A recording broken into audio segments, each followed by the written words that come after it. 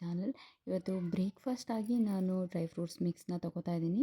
Extra ನಾನು ಕಲ್ಲಂಗಡಿ ಬೀಜ ಆ್ಯಡ್ ಮಾಡ್ತಾ ಇದ್ದೀನಿ. ಕಲ್ಲಂಗಡಿ ಬೀಜ ಹೈ ಪ್ರೋಟೀನ್ ಇರುವಂಥದ್ದು ಮತ್ತು ಕಲ್ಲಂಗಡಿ ಬೀಜದ ಮಿಲ್ಕಲ್ಲಿ ನಾವು ಪನ್ನೀರೆಲ್ಲ ಮಾಡ್ಕೋಬೋದು. ಆ ಥರ ಒಂದು ಸೋರ್ಸು. ಬಟ್ ಅದು ಏನಂದರೆ ಬೇಗ ಹುಳ ಬಿದ್ದುಬಿಡುತ್ತೆ. ಅದು ಜಾಸ್ತಿ ದಿನ ಇಟ್ಟಷ್ಟು ಬೇಗ ಹುಳ ಆಗಿಬಿಡುತ್ತೆ. ಮತ್ತು ಅಷ್ಟು ಸ್ಮೆಲ್ಲು ಕೂಡ ಅಷ್ಟು ಚೆನ್ನಾಗಿರಲ್ಲ ಮತ್ತು ಟೇಸ್ಟ್ ಕೂಡ ಅಷ್ಟು ಚೆನ್ನಾಗಿರಲ್ಲ. ನನಗೆ ಅದೇನೋ ಅಷ್ಟು ಇಷ್ಟ ಆಗಲ್ಲ. ಬಟ್ ಆದರೆ ತುಂಬ ಒಳ್ಳೆಯದು. ಹಾಗಾಗಿ ಅವಾಗವಾಗ ಆ್ಯಡ್ ಮಾಡ್ತೀನಿ ಅಷ್ಟೇ. ರೆಗ್ಯುಲರಾಗಿ ತೊಗೊಳೋಕೆ ನಂಗೆ ತುಂಬ ಹಿಂಸೆ ಅನಿಸುತ್ತೆ. ಬೆಳಿಗ್ಗೆ ನಾನು ಡ್ರೈ ಫ್ರೂಟ್ಸ್ ಮಿಕ್ಸ್ ತಿಂದಿರೋದು ಅಷ್ಟೇ, ಇನ್ನೇನು ಮಾಡ್ಕೊಂಡಿರಲಿಲ್ಲ. ನನ್ನ ಹಸ್ಬೆಂಡ್ ಕೂಡ ಇಲ್ಲದೇ ಇರೋದ್ರಿಂದ ನಾನೇನು ಅಡುಗೆ ಏನೂ ಮಾಡಿರಲಿಲ್ಲ. ಮಧ್ಯಾಹ್ನಕ್ಕೆ ನಾನು ಹೆಸರು ಕಾಳು ಗೊಜ್ಜು, ಮೊಟ್ಟೆ, ಮುದ್ದೆ ಮಾಡ್ಕೊಂಡಿದ್ದೆ. ರೈಸ್ ಮಾಡೋದಿಲ್ಲ. ಒಂದು ದಿನ ಮಾಡೋದಿಲ್ಲ, ಒಂದು ದಿನ ಮಾಡ್ತೀನಿ. ಆಮೇಲೆ ರೈಸ್ ಐಟಮ್ ಎಲ್ಲ ಹೊರ್ಗಡೆನೇ ತಿನ್ನೋದು ಜಾಸ್ತಿ. ಹಾಗಾಗಿ ಮನೆಯಲ್ಲಿ ತುಂಬ ಅವಾಯ್ಡ್ ಮಾಡ್ತೀನಿ. ಅದಷ್ಟೇ ಮಾಡ್ಕೊಂಡಿದ್ದೆ. ನನ್ನ ಹಸ್ಬೆಂಡ್ ಕೂಡ ಆಮೇಲೆ ಬಂದರು. ನನ್ನದು ಎಲ್ಲ ಕೆಲಸ ಎಲ್ಲ ಮುಗಿದು ಸ್ನಾನ ಎಲ್ಲ ಆಗಿತ್ತು, ಪೂಜೆ ಕೂಡ ಆಗಿತ್ತು. ಊಟ ಮಧ್ಯಾಹ್ನ ಒಂದು 2 ಗಂಟೆಗೆ ಊಟ ಮಾಡಿದ್ವಿ. ಇನ್ನು ನೈಟ್ಗೆ ನಾನು ಯಾವುದೇ ರೀತಿ ಊಟ ಮಾಡೋದಿಲ್ಲ. ಲೈಟಾಗಿ ಹಾಲು ಅಥವಾ ಗಂಜಿ ಏನಾದರೂ ಕುಡಿತೀನಿ ಅಷ್ಟೇ ಇವತ್ತು. ಸೊ ಇದಾದಮೇಲೆ ನನಗೆ ಒಂದು ತುಂಬ ಇಂಪಾರ್ಟೆಂಟ್ ಕೆಲಸ ಆಯಿತು.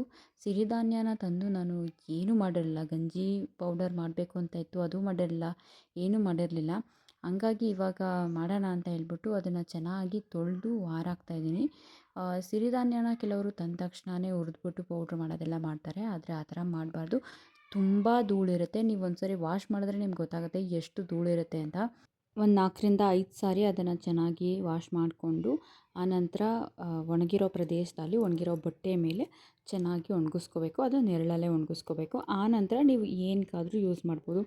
ಅನ್ನ ಮಾಡೋಕ್ಕೆ, ಗಂಜಿ ಮಾಡೋಕ್ಕೆ ಅಥವಾ ರವೆ ಥರ ಮಾಡಿಕೊಂಡು ನೀವು ಉಪ್ಪಿಟ್ಟು ಮಾಡೋದು ಏನಾದರೂ ಮಾಡ್ಬೋದು. ಆದರೆ ಫಸ್ಟು ಚೆನ್ನಾಗಿ ತೊಳೆದು ಹಾರಾಕ್ಕೋಬೇಕು. ನಾನು ಹಾರಾಕಿದ್ದನ್ನ ಅದರ ಪಕ್ಕದಲ್ಲೇ ಇರಬೇಕು ಉಳಿದೆ. ನಾನು ನೋಡ್ಕೊಂಡಿಲ್ಲ. ಏನು ಒಂದು ಹಿಡಿಯಷ್ಟು ಧಾನ್ಯಗಳನ್ನ ಎಳ್ಕೊಂಡೋಗಿತ್ತು. ದಪ್ಪ ಕಾಳನ್ನ ಎಳ್ಕೊಂಡೋಗಿಲ್ಲ. ಈ ಸಣ್ಣ ಸಣ್ಣ ಕಾಳು ಇತ್ತಲ್ಲ, ನವಣೆ, ಈ ಸಜ್ಜೆ, ಅದೆಲ್ಲನೂ ಎಳ್ಕೊಂಡೋಗಿತ್ತು. ಒಂದು ಹಿಡಿಯಷ್ಟು ಎಳ್ಕೊಂಡೋಗಿತ್ತು. ಅದಕ್ಕೆ ಬೇಗ ಎಲ್ಲನೂ ಎತ್ಕೊಂಡ್ಬಿಟ್ಟೆ. ಒಂದು 3 ಅವರ್ಸ್ ಒಣಗಾಕಿದ್ದೆ ಅಷ್ಟೇ, ಬೇಗ ಆರ್ಕೊಂಡಿತ್ತು. ಮಧ್ಯದಲ್ಲಿ ಮೊಸರಿತ್ತು. ಮೊಸರಿಗೆ ಸಕ್ಕರೆ ಹಾಕ್ಕೊಂಡು ತಿಂತಾಯಿದ್ವಿ. ನನಗೆ ಮೊಸರು ಆಗೋದಿಲ್ಲ, ಹಾಗಾಗಿ ನಾನು ಮೊಸರು ತಿನ್ನೋದಿಲ್ಲ. ಬೇಸಿಗೆ ಅಲ್ವಾ, ಹಂಗಾಗಿ ತಿಂದೆ. ಹಂಗೂ ನೈಟೆಲ್ಲ ಫುಲ್ ಕಷ್ಟನೇ ಆಗೋಯ್ತು ನನಗೆ. ಉಸಿರಾಡೋಕ್ಕೆ ಆಗ್ತಿರಲಿಲ್ಲ, ಅಷ್ಟು ಹಿಂಸೆ ಆಗೋಯಿತು. ಮಜ್ಜಿಗೆ ಕುಡಿದ್ರೆ ಏನಾಗಲ್ಲ, ಆದರೆ ಮೊಸರು ತಿಂದರೆ ನನಗೆ ಆಗೋದೇ ಇಲ್ಲ. ಇವತ್ತು ನೈಟಂತೂ ಗುಡುಗು ಸಿಡ್ಲು ಬರಿತಾ ಮಳೆ, ತುಂಬ ಜೋರು ಮಳೆ ಬಿದ್ದಿತ್ತು. ನಮ್ಮ ಮನೆ ಒಳಗೆಲ್ಲ ನೀರು ಬಂದುಬಿಟ್ಟಿತ್ತು. ರಾತ್ರಿ ತುಂಬ ಮಳೆ. ಎಷ್ಟು ಮಳೆ ಅಂದರೆ ಫುಲ್ಲು ಬಾಗಿಲಿಂದ ಒಳಗೆ ನೀರೆಲ್ಲ ಬಂದು ಮನೆಯೆಲ್ಲ ಒದ್ದೆ ಆಗಿಬಿಟ್ಟಿದೆ. ಅಷ್ಟು ಈ ಡೋರಿಂದ ಇಲ್ಲಿ ನೀರೆಲ್ಲ ಹೆಂಗೆ ನಿಂತಿದೆ ಅಂತ. ಆ ಮ್ಯಾಟ್ ಫುಲ್, ಈ ಮ್ಯಾಟ್ ಇದೇ ಜಾಗದಲ್ಲಿತ್ತು, ಬಟ್ ಈ ಮ್ಯಾಟ್ ಫುಲ್ ಒದ್ದೆ ಆಗಿಬಿಟ್ಟಿದೆ. ಫುಲ್ಲು ಮ್ಯಾಟ್ ಒದ್ದೆ ಆಗಿದೆ. ಅಷ್ಟು ಮಳೆ. ಎಲ್ಲ ಕ್ಲೀನ್ ಮಾಡಬೇಕು.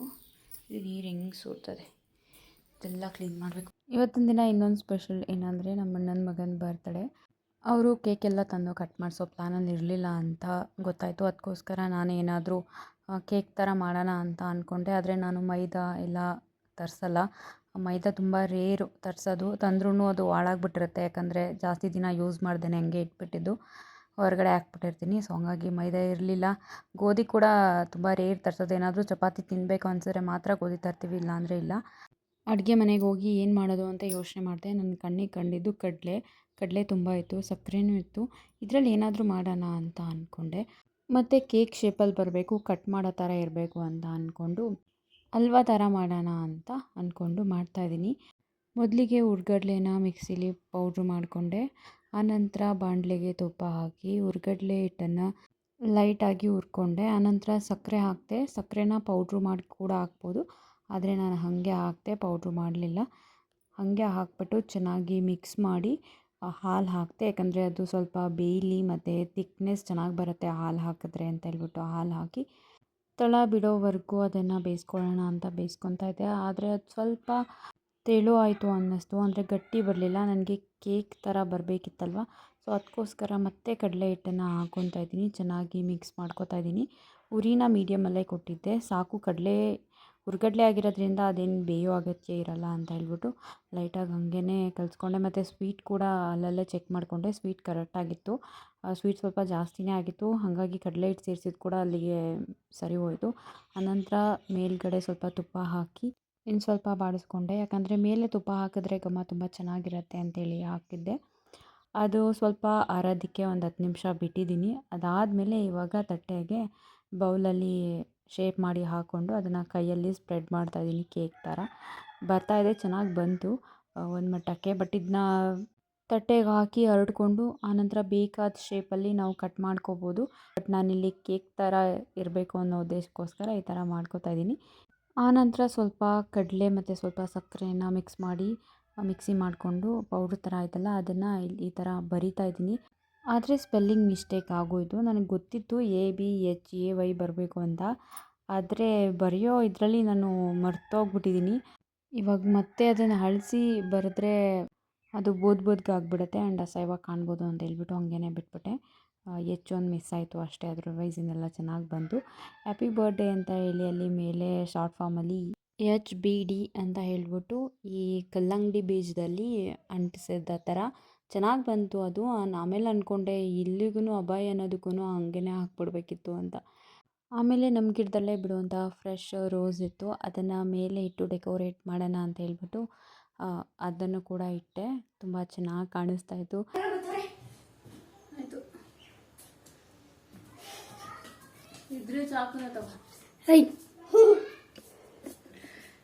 ಕೇಕು ಅಂದ್ಬಿಟ್ಟ ಕೇಕಲ್ಲ ಅದು.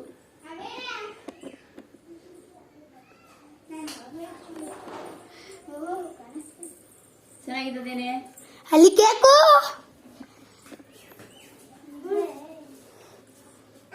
ಓ ಕೇಕ್ ಅಂದ್ರೆ ಇದ್ರಕ್ಕೆ ಬ್ರೆಡ್ ಕೇಕ್ ಅನ್ಕೋಬಿಟ್ರಾ?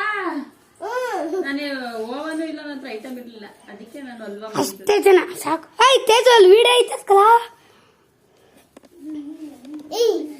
ವಿಡಿಯೋ ಬರ್ತಿದ್ದಿ ಅತ್ತನೇ ಹಾಕಿರೋದು ಕಂಡು ಓಲಾ ಚೆನ್ನಾಗಿದೆಯಾ? Happy birthday to you, happy birthday to you. ಗೊತ್ತಾದೆ ಕಡೆ ಎತ್ತು ನೀಟಾಗಿ ಹಲ್ವಾ ಥರ ಸ್ವೀಟ್ ಅದು.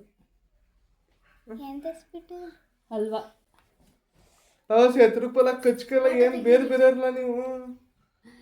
ಚೆನ್ನಾಗಿದಾ? ಸ್ವಲ್ಪ ಅಂಟ್ರಿಸ್ತೀನಿ, ಸ್ವಲ್ಪ ತುಪ್ಪ ಹಾಕೊಂಡು ಜಾಸ್ತಿ ಇದಾಯ್ತದೆ ಅಂತ ಹಾಕಿ. ಈಗ ನೀನು ಹೋಗಂತಿ. ನನಗ್ ಬೇಡ, ಹೋಗು ಹೋಗ ಪಾಪ ನೀನೆ ತಿನ್ಸ.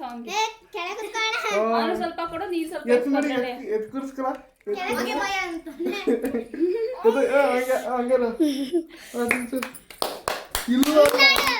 ಬೇಗ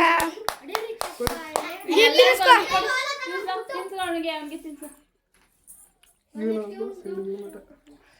10 ರೂಪಾಯಿ ಆಯ್ತು. ಏನಲ್ಲ ಅವನು 10 ರೂಪಾಯಿ.